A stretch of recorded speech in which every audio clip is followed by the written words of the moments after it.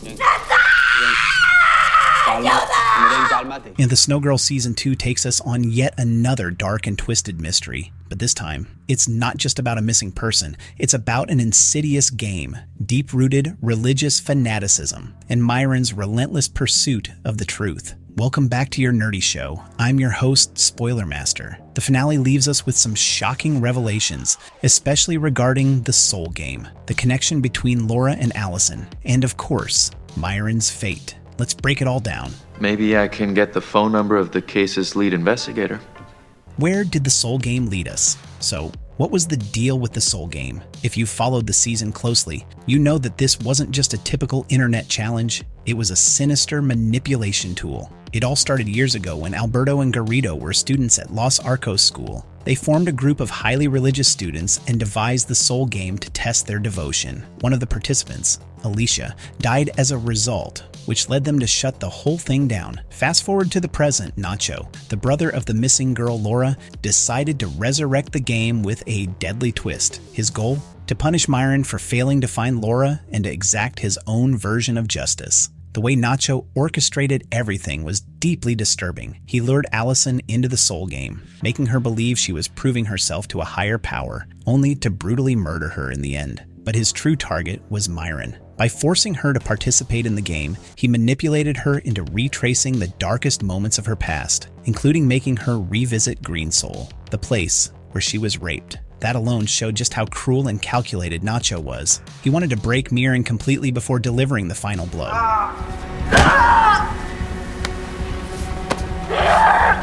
Is Miren responsible? But why did Nacho blame Miren for Laura's disappearance? That's where things get complicated. Miren had investigated Laura's case years ago, but to Nacho, she didn't try hard enough. He believed she moved on too quickly, treating Laura's case as just another story instead of a life-altering event. And because of that, Nacho wanted to make her suffer. His obsession with avenging Laura's disappearance led him to manipulate Borja, his first victim in the game, turning him into an accomplice. And here's where things take an even darker turn. Eduardo's death, which was initially ruled as a heart attack, wasn't natural at all. Turns out Nacho orchestrated that too. Borja was the one who actually killed Eduardo by administering an insulin shot, ensuring that Miren would experience real loss. Eduardo was Miren's mentor, the one person who had guided her after her assault. And Nacho wanted to rip that support system away from her. He wanted her to understand what it felt like to lose someone she truly cared about, just as he had lost Laura. Y, según tengo entendido, durante ese curso falleció una chica. Connection between Laura and Allison. Now, let's talk about Laura and Allison. At first, it seemed like their disappearances were directly connected, but the truth was more tangled than that. Laura had gone missing years ago, and Allison's death seemed to be part of the same sinister pattern. However, the only real connection between the two was Nacho. He was Laura's brother, and he was also the one who had killed Allison. The show threw in multiple red herrings, making it seem like Principal Garrido and Alberto were involved in both cases, but their crimes were separate. Yes, Garrido and Alberto had created the original Soul Game, and yes, they were responsible for Alicia's death, but Laura's disappearance had nothing to do with that. So what really happened to Laura? That's where things get truly shocking. Jaime, with the help of Tomas, uncovered the truth about Alberto's involvement. Turns out Laura had been in a relationship with Tomas, but at some point she started an affair with his father, Alberto. This led to her getting pregnant with Alberto's child.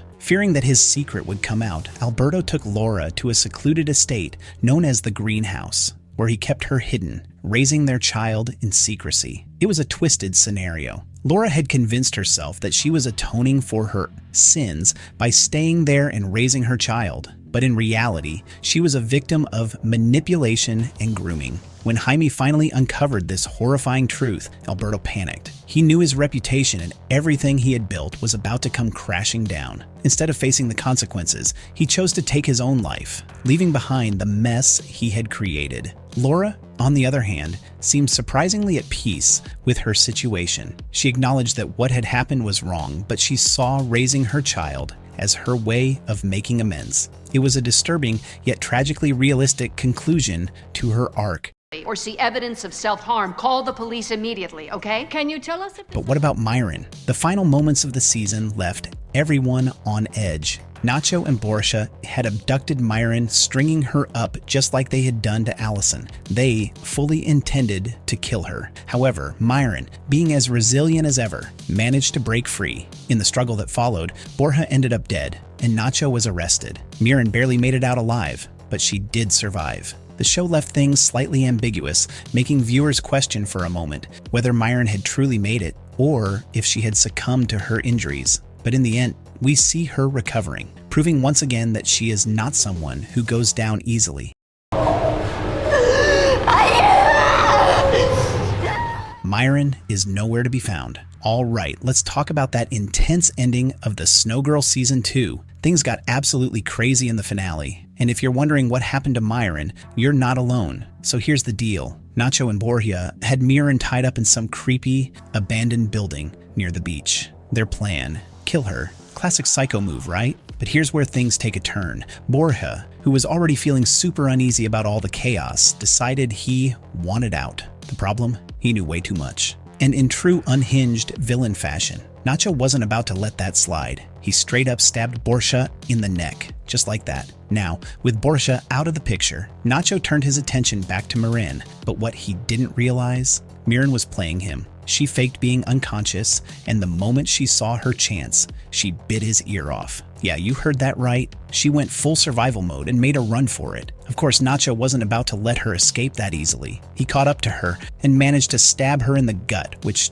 looked pretty bad. But Miren? She wasn't going down without a fight. Her survival instincts kicked in and she turned the tables on him, brutally killing Nacho in a way that felt like pure justice. Meanwhile, detectives Belen and Chaparro were finally putting the pieces together. They tracked Borja's phone and rushed to the location, finding Miren just in time. She was still alive, barely, but alive nonetheless. Fast forward 1 year later, and here's where things get mysterious. Miren is completely off the grid. No one at Diario Sur knows where she is, not even Jaime. She's just gone. But if you paid close attention to those final moments, you might have caught a huge hint about what she's up to. We see a raid happening on a secret stash house belonging to Slide, the criminal organization behind those disturbing snuff films. And let's not forget, Nacho warned Miren that by writing her autobiography, she had basically put a massive target on her back. The worst of the worst knew who she was now, and they weren't going to just let her go on living her life peacefully. So,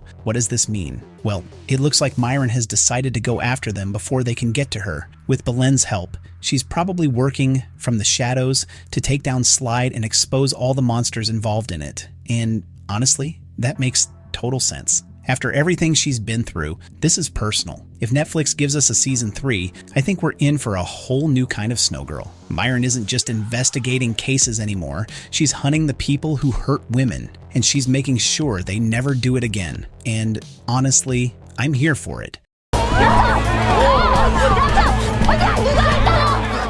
Our nerdy thoughts. So, where does that leave us? The Snow Girl season. 2 tied up a lot of loose ends, but it also left room for more stories to be told. Miren's survival means she can continue uncovering dark secrets and the shocking truths about the Soul Game, and Laura's fate proved that there's always more beneath the surface. This season took us on a psychological and emotional roller coaster, showing just how far people are willing to go for revenge, justice, and survival. What did you think about the ending? Were you surprised by Laura's story?